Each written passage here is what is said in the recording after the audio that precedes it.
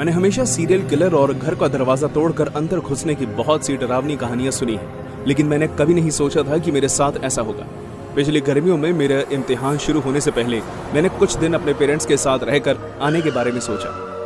मेरे डैड एक बड़े वकील थे और मेरी मॉम पॉलिटिशियन। उनकी जोड़ी ऐसी थी जैसे आसमान में बनी हो।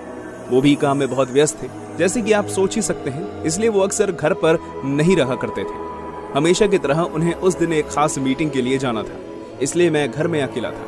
मेरे हिसाब से वो एक अच्छी खबर थी, कम से कम उस वक्त तो मुझे ऐसा ही लगा था। उस शाम मैं टीवी पर एक प्रोग्राम देख रहा था। अचानक शो के बीच में रोककर एक जरूरी खबर दिखाई गई। शैतान सीरियल किलर मैनुअल ओटिस आका मशेट मैनुअल हाल ही में जेल से फरार हो गया है और तब तक उसका कोई अता पता नहीं है। आप सभी को यह सलाह दी जाती है कि आप सब अपने घर की खिड़की और दरवाजे अच्छे से बंद कर लें और कल सुबह तक बाहर ना निकलें। उसके चेहरे, गले और पूरे शरीर में जगह जगह टैटू बने हुए थे। यहाँ तक कि उसके अपनी आंखों के पास भी टैटू करवाया हुआ था ताकि वो एक राक्षस जैसा लग सके। उसके दांतों पर प्लैटिनम का कवच लगा हुआ था और उसके दोनों हाथों पर गहरे घाव थे। एक एक घाव उस आदमी का दिया हुआ जिसे उसने मारा था। मेरा गला सूख गया और जब मैंने उसके हमारे घर आने की संभावना की कल्पना की तो मेरा सर घूम गया, खासकर तब जब मेरे डैड वो वकील थे जिन्होंने उसे अंदर करवाया था। जाहिर है ऐसा इसलिए हुआ था क्योंकि उसने करीब 30 लोगों को एक भयानक हथियार की मदद से बुरी तरह काट कर मार डाला था। मैं कोई भी गलती नहीं करना चाहता था। मैंने ऊपर जाकर पढ़ाई करने से पहले कम से कम 3 बार अपने घर के दरवाजे चेक किए और सभी खिड़कियां भी बंद कर दी। मैंने हमारे डॉग ब्रूनो को लिविंग रूम के कारपेट पर सुला दिया। उसे वहीं सोना पसंद था। मैंने अपने कमरे का दरवाजा भी अंदर से बंद कर दिया। मैं इतना ज्यादा डरा हुआ था कि मुझे खुद को शांत करने की बहुत जरूरत थी। शांत हो जाओ लूकस, अगर वो यहाँ तक आ भी गया तो भी वो किसी भी हाल में अंदर नहीं घुस सकता। मैंने सोचा था कि मैं पूरी रात पढ़ूंगा, लेकिन 5 मिनट बाद ही मुझे नींद आ गई। देर रात होने पर सिंक के नलके से पानी बहने की आवाज की वजह से मेरी नींद खुली। मेरी नींद भरी आंखें टेबल पर पड़ी अलार्म क्लॉक की तरफ गई। वक्त हुआ था 11:35। अरे यार, मैंने शायद पानी चलता हुआ छोड़ दिया। शायद मैं उस आवाज को नजरअंदाज भी कर देता, लेकिन फिर मुझे जोर जोर से भिनकने की आवाज आने लगी। ब्रूनो भौंक क्यों रहा है? मैंने खुद से पूछा। जैसे ही मैं धीरे धीरे सीढ़ियों से उतरा, मैंने हर कदम आराम आराम से लिया। मुझे ऐसा लग रहा था जैसे मेरे पैरों पर किसी ने रेत की भारी पोतलियां बांधी हुई हैं और मुझे नींद की वजह से सब धुंधला दिखाई दे रहा था। ये एक चमत्कार ही था कि मैं लुढ़कते हुए सीढ़ियों से नीचे नहीं गिरा। अचानक ब्रूनो का भौंकना रोने में बदल गया, जैसे कोई जख्मी जानवर होता है, और फिर वो आवाज भी अचानक बंद हो गई।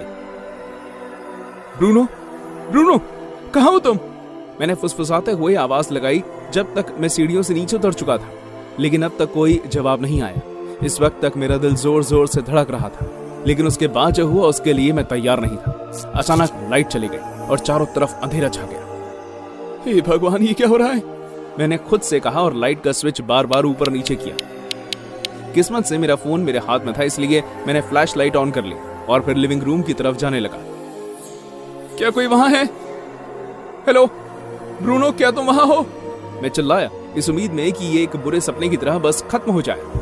अचानक मैंने खिड़की खुलने की आवाज सुनी, जो झटका मेरी आंखों से नींद भगाने के लिए काफी था। क्या कोई वहां पर है? हेलो। मैंने ऐसे ही एक बार खाली घर में आवाज लगाई। ब्रूनो लिविंग रूम में नहीं था। मैं मुख्य दरवाजे की तरफ गया और तब जाकर मैंने वो नजारा देखा। ताला टूटा हुआ था और दरवाजा भी पूरी तरह खुला हुआ था। मैंने ये भी देखा कि हमारे सामने वाले घर में लाइट थी। इसका मतलब किसी ने हमारे घर की लाइट काट दी थी। मैं बेसमेंट के दरवाजे की तरफ जाने लगा जहां फ्यूज बॉक्स लगा हुआ था। मैं फ्यूज बॉक्स तक पहुंचा जो कि बेसमेंट के दरवाजे के ठीक पीछे था। मैं ये जानकर हैरान था कि लाइट किसी ने बंद की हुई थी। जाहिर है कि यह काम मैंने नहीं किया था, इसलिए अब मुझे कोई शक नहीं था कि घर में कोई और भी था। मैंने स्विच ऊपर किया और लाइट वापस आ गई। ओह, शुक्र है, मैंने खुद से कहा। अब मेरा मन थोड़ा शांत हो गया था, लेकिन इससे पहले कि मैं चैन की सांस ले पाता, मैंने किचन की तरफ देखा और एंट्रेंस पर एक आदमी हाथ में नुकीला हथियार लेकर खड़ा हुआ था। वो आदमी जो बिना किसी शक के मशेट मैनुअल था। कैसे हो बदजात बच्चे? मेरे पास तुम्हारे लिए बस एक ही सवाल है, क्या तेरा बाप घर पर है? मैनुअल ने कमरे के दूसरी तरफ से गुर्राते हुए मुझे अपनी भाषा में पूछा, और इस तरफ मैं इतने घबराया हुआ था कि मैं एक शब्द भी नहीं कह पाया, यहाँ तक कि मैं हिल भी नहीं पा रहा था। तू बहरा है या बेवकूफ? वो चलाया और फिर मेरी तरफ भागते हुए आया। बिना ज्यादा सोचे मैंने जोर से बेसमेंट का दरवाजा बंद कर दिया और फिर सीढ़ियों से नीचे चला गया। मैंने दरवाजे को हिलते हुए देखा क्योंकि बाहर से मैनुअल उस पर अपनी लातों से वार कर रहा था। मेरे पैर किसी चीज पर जा अटका, मैं सीधे जमीन पर गिर गया। मेरा फोन भी मेरे हाथ से फिसल गया और लाइट बंद हो गई। मैं अपने पैरों पर खड़ा हुआ। बेसमेंट में अंधेरा हो गया, लेकिन कुछ देर तक अंदाजा लगाने के बाद मुझे लाइट का स्विच मिल गया और तब मैंने उसे देखा। ब्रूनो का बेजान शरीर सीढ़ियों के नीचे पड़ा हुआ था। उस आदमी ने जरूर पहले आकर उसी को मारा होगा। ब्रूनो, हे भगवान, ये क्या हो गया? अब भी ऊपर की ओर उसके भारी कदमों की आवाजें आ रही थी। मैं अपना फोन ढूंढ नहीं पा रहा। हे भगवान, अब मैं क्या करूं? तभी मैंने अपने घर के बेसमेंट की खिड़की देखी। मैं फौरन उस तरफ गया और फिर हमारे पड़ोसियों के घर भागा।